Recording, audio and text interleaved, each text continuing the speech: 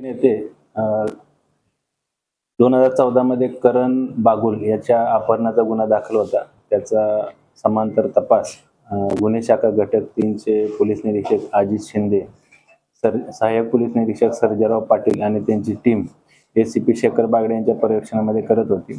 त्या 2014च्या गुन्ह्यामध्ये अपहरित इसम करण बागुल याचा मर्डर खून झाल्याचं तपासामध्ये निष्पन्न झालं.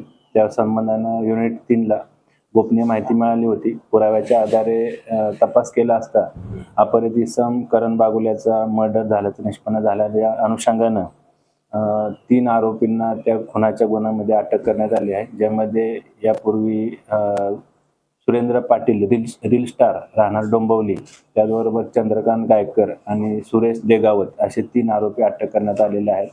या तिन्ही आरोपींनी अपहरित इसम करण बागुल याचा 4 ऑक्टोबर 2014 रोजी लोखंडी रॉडने त्याला मारहाण करून त्याचा मर्डर केला लक्ष्मी अपार्टमेंट डोंबिवली येथे.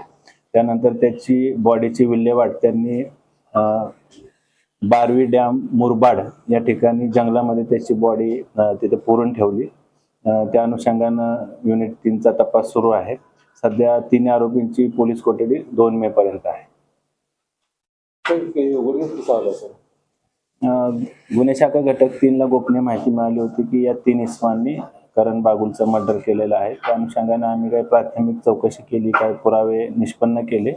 त्या आधारावर खून झाल्याचं निष्पन्न झालं.